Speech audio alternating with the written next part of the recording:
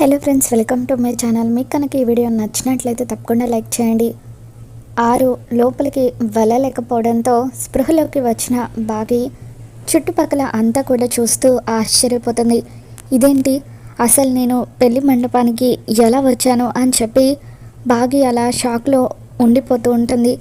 ఇంతలో పిల్లలు బాగి దగ్గరకు వచ్చి, ఏంటి మిస్ అమ్మ, ఇంకా ఇక్కడే ఉండిపోయావేంటి, లోపలికి వెళ్దాం పద అని చెప్పి అంటూ ఉంటే, ఏంటి పిల్లలు, నేను ఇక్కడున్నానేంటని చెప్పి బాగా ఆశ్చర్యంగా అడుగుతూ ఉంటుంది. రాతోటి పిల్లలు ఇద్దరు కూడా ఆశ్చర్యంగా చూస్తూ ఉంటారు. అదేంటి మిస్ అమ్మ, నువ్వే కదా ఎలాగైనా సరే ఈ పెళ్ళిని ఆపుతానని చెప్పి పిల్లలకు మాటిచ్చావు అని చెప్పి రాతోడు అంటూ ఉంటాడు. ఇకప్పుడు బాగి, నేనా మాటిచ్చానా, అసలు ఏం జరిగిందో నాకు ఏమీ గుర్తులేదు అని చెప్పి అంటూ ఉంటే, ఇకప్పుడు పిల్లలంతా కూడా ఒకరి ముఖం ఒకరు చూసుకుంటూ ఉంటారు. ఇకప్పుడు బాగి, ఒకవేళ నిజంగానే నేను పిల్లలకు మాటిచ్చానేమో, ఏదైతే అదైంది, నా ప్రయత్నం నేను చేస్తాను, ఎలాగైనా సరే పెళ్ళిని ఆపుతాను అని చెప్పి పిల్లలతో, పదండి పిల్లలు, ఏదో తలనొప్పిగా అనిపించి మీకు ఇచ్చిన మాటను మర్చిపోయాను, మీతో చెప్పినట్టుగానే పెళ్ళి ఆపడానికి ప్రయత్నాలు చేస్తాను, పదండి అని చెప్పి బాగి పిల్లల్ని తీసుకొని లోపలికి వెళ్తుంది. మరోవైపు ఆరు ఎలాగైనా సరే లోపలికి ప్రవేశించడానికి ప్రయత్నిస్తూ ఉంటే, ఇకప్పుడు గుప్తా, నువ్వు ఎంత ప్రయత్నించినా వృధా బాలిక, ఒకవేళ నువ్వు ఏదో ఒక ప్రయత్నం చేసి లోపలికి వెళ్ళినా కూడా మనోహరి గురించి నువ్వు ఏ విధమైన ఆరోపణలు చేసినా కూడా వాళ్ళు నమ్ముతారనుకుంటున్నావా, నీ దగ్గర ఎటువంటి ఆధారాలు లేవు కదా అని చెప్పి గుప్తా అంటూ ఉంటే, వాళ్ళందరికీ ఆధారాలు చూపించి నిరూపించేంత సమయం నా దగ్గర కూడా లేదు గుప్తా గారు, అలాగే ఆ మనోహరి గురించి నిజాన్ని బయట పెట్టే అంత ఓపిక కూడా నాకు లేదు, అందుకే పౌర్ణమి గడియలు ముగిసేలోపే బాగీకి ఆయనకు పెళ్లి చేద్దామని నిర్ణయించుకున్నానని చెప్పి ఆరు తన మనసులో మాట చెప్పగానే గుప్తా ఒక్కసారిగా షాక్ అవుతాడు. ఏం మాట్లాడుతున్నావు బాలిక, నువ్వు వాళ్ళిద్దరికీ పెళ్లి చేయడం ఏంటి, వాళ్ళిద్దరి జీవితాలను ముడిపెట్టే హక్కు నీకెవరిచ్చారు అని చెప్పి గుప్తా ఆరుని నిలదీస్తూ ఉంటాడు. ఇక దాంతో ఆరు, గుప్తా గారు, వాళ్ళిద్దరి జీవితాలు ముడిపడే కంటే ముందే వాళ్ళిద్దరి దారులు కలిశాయి, అందుకే నేను చనిపోయిన వెంటనే ఆ భగవంతుడు నా తాళి బాగి దగ్గరికి చేర్చాడు, అంటే ఎప్పటికైనా ఆ తాళి బాగికి చెందుతుందని తెలియజేయడానికే ఆ దేవుడు ఇలా చేశాడేమో, ఇప్పుడు కూడా ఆ భగవంతుడే నా ద్వారా దగ్గరుండి వాళ్ళిద్దరికీ పెళ్లి జరిపిస్తున్నాడేమో అని చెప్పి ఆరు అంటూ ఉంటుంది. తప్పు బాలిక, నువ్వు తప్పు చేస్తున్నావని చెప్పి గుప్తా అంటూ ఉంటాడు. ఇక అప్పుడు ఆరు, లేదు గుప్తా గారు, నేను అందరికీ న్యాయం జరిగేలాగా చేస్తున్నాను, బాగి నా పిల్లలను కన్న తల్లిలాగా చూసుకుంటుందన్న నమ్మకం నాకుంది, ఈరోజు సూర్యాస్తమయం అయిపోతే నేను ఎంత బతిమలాడినా సరే మీరు నన్ను ఈ భూమి మీద ఉంచారని నాకు తెలుసు, అలాగే ఒకవేళ ఈరోజు నేను ఎంతో కష్టపడి ఈ పెళ్ళి ఆపినా కూడా నేను ఈ లోకం విడిచి వెళ్ళిపోయిన తర్వాత మళ్ళీ ఆయన్ని పెళ్లి చేసుకోవడానికి మనోహరి ప్రయత్నాలు చేస్తూనే ఉంటుంది, అప్పుడు ఆయన్ని, నా పిల్లలను, మా అత్తమామల్ని కాపాడే వాళ్ళు ఎవరు ఉండరు, అందుకే నేను ఈ నిర్ణయం తీసుకున్నాను, బాగీకి ఆయనకు ముడి పెట్టేస్తే ఇక ఎప్పటికీ మనోహరి ఆ ఇంటి కోడలు అవ్వలేదు అని చెప్పి ఆరు గుప్తాకి చెబుతూ ఉంటే, ఇక అప్పుడు గుప్తా, నువ్వెన్నైనా చెప్పు బాలిక, నువ్వు నీ కుటుంబాన్ని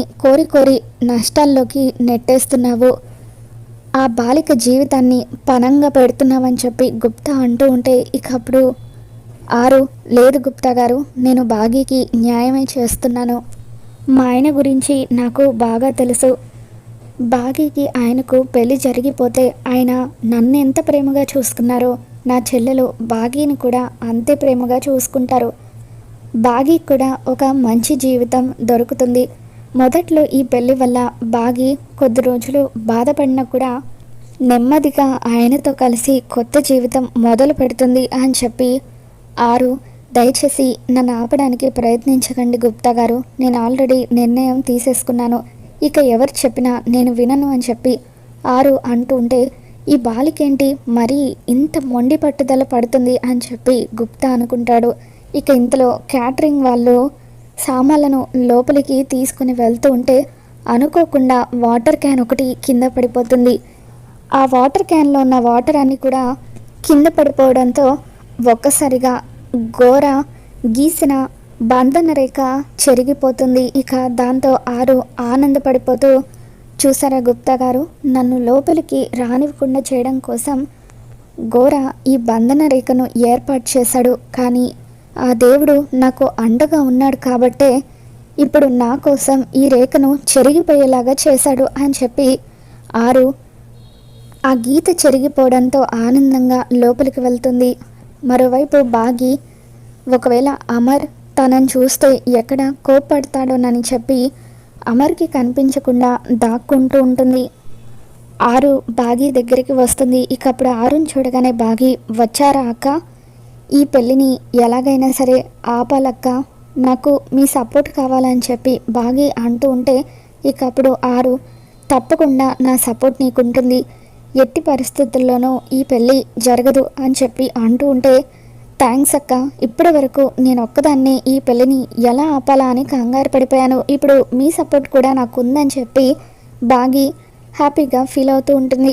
ఇక ఆ తర్వాత ఆరు, నన్ను క్షమించి బాగి, నేను నా పిల్లల కోసం స్వార్థంతో నీ జీవితాన్ని పణంగా పెడుతున్నాను, కానీ ఈ పెళ్ళి వల్ల నీకు కూడా మంచి జీవితం దొరుకుతుంది అని చెప్పి ఇక అలా మనసులోని బాగికి క్షమాపణలు చెప్పుకొని బాగిలోకి ప్రవేశిస్తుంది.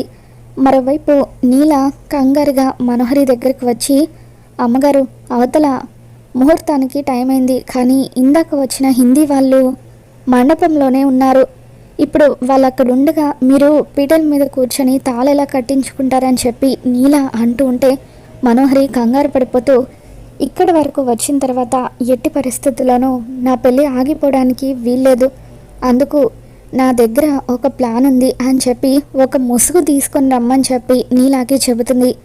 నీల ముసుగు తీసుకువచ్చి మనోహరికి ఇచ్చిన తర్వాత, నువ్వు మండపం దగ్గరే ఉండి వాళ్ళని గమనిస్తూ ఉండని చెప్పి మనోహరి నీలాని పంపించడంతో నీల మండపం దగ్గర చాటుగా నిలబడి సౌరవ్ వాళ్ళను గమనిస్తూ ఉంటుంది. ముహూర్తానికి టైం అవుతుంది, ఇంకా మనోహరి రాలేదేంటి అని చెప్పి అమర్ వాళ్ళ నాన్నగారు అడుగుతూ ఉంటే, వస్తున్నారయ్యా అని చెప్పి నీల అంటుంది. ఇక ఇంతలో బాగిలోకి ప్రవేశించిన ఆరు మనోహరి రూమ్లోకి వెళ్తుంది. ఏంటే నువ్వు ఇక్కడికి వచ్చావని చెప్పి మనోహరి అలా బాగి మీద విరుచుకు పడుతూ ఉంటే ఇకప్పుడు బాగి మనోహరి గొంతు పట్టుకొని, ఆయనతోనే తాళి కంటించుకోవడానికి సిద్ధపడతావా, పిల్లలకు పెద్దవాళ్లకు అన్యాయం చేద్దామనుకుంటున్నావా, నేనుండగా ఎట్టి పరిస్థితుల్లోనూ ఈ పెళ్ళి జరగనివ్వను అంటూ మనోహరి తల మీద కర్రతో కొట్టి తను స్పృహ కోల్పోయేలాగా చేస్తుంది. మనోహరి స్పృహ కోల్పోయిన తర్వాత బాగిలోకి ప్రవేశించిన ఆరు ముసుగులో వెళ్ళి అమర్ పక్కన పీటల మీద కూర్చుంటుంది. అమర్ వాళ్ళ నాన్నగారు నీలతో, ఏంటి నీల, మనోహరి ఏంటి ఇలా ముసుగు వేసుకొచ్చుకొని కూర్చుందని చెప్పి అంటూ ఉంటే, అమ్మగారికి చాలా రోజులుగా పెళ్ళి జరగట్లేదు కదా అయ్యగారు, అందుకే ఒకవేళ తనకి పెళ్ళి జరిగితే ఇలా ముసుగులో తాళి కట్టించుకుంటానని చెప్పి అమ్మవారికి మొక్కుకుందట అని చెప్పి నీల మనోహరి చెప్పమన్నట్టుగా అమర్ వాళ్ళ నాన్నగారికి చెబుతూ ఉంటుంది. ఇక ఇంతలో పంతులు గారు మనోహరి త్వరగా పెళ్లి జరిపించమని చెప్పడంతో మంత్రాలు చదువుతూ అమ్మని తాళి కట్టమని చెబుతూ ఉంటారు. ఇక పిల్లలు రాతోడు, ఇదేంటి మిస్ అమ్మ పెళ్ళి ఆపుతానంది కదా, మరి ఎక్కడ కనిపించడం లేదేంటి అని చెప్పి చుట్టుపక్కల అంతా కూడా చూస్తూ ఉంటారు. మీకే బాబు చెప్పేది, తాళి కట్టండి అని చెప్పి పంతులు గారు ముహూర్తం మించిపోతుందంటూ అమర్ని తొందర పెట్టడంతో అమర్, నన్ను క్షమించారు అని చెప్పి ఆరుకి మనసులో క్షమాపణలు చెప్పుకొని పక్కనే ముసుగులో ఉన్న బాగి మెడలో తాళి కట్టేస్తాడు. బాగిలో ఉన్న ఆరు ఎంతగానో సంతోషపడిపోతూ, నేను బాగి రూపంలో మరొకసారి మీ చేత తాళి కట్టించుకున్నాను, నాకు చాలా ఆనందంగా ఉందండి, ఈ జన్మకు నాకు ఇది చాలు అని చెప్పి పౌర్ణమి గడియలు ముగిసేలోపే బాగి శరీరంలో నుండి బయటకు వచ్చేస్తుంది. ఆరు బాగి శరీరంలో నుండి బయటకు వచ్చేసరికి బాగి తన మెడలో ఉన్న తాళిని చూసుకొని ఒక్కసారిగా షాక్ అవుతూ ఉంటుంది. ఇక అలాగే బాగి ముసుగుని తొలగించడంతో అమర్ వాళ్ళ నాన్నగారు, వాళ్ళ అమ్మగారు, పిల్లలు వీళ్ళంతా కూడా ఒక్కసారిగా షాక్ అవుతారు. ఇదేంటి, నువ్వు ఇక్కడెందుకున్నావు మిస్ అమ్మ అని చెప్పి అమర్ కూడా షాక్ అయ్యి అలా లేచి నిలబడతాడు. ఇక బాగి కూడా తన మెడలో అమర్ కట్టిన తాళిబొట్టును చూసుకొని షాక్ అవుతూ ఉంటుంది. ఇక మొత్తానికి అలా ఆరు అయితే బాగీలోకి ప్రవేశించి అమర్ బాగీల పెళ్లి జరిపిస్తుంది.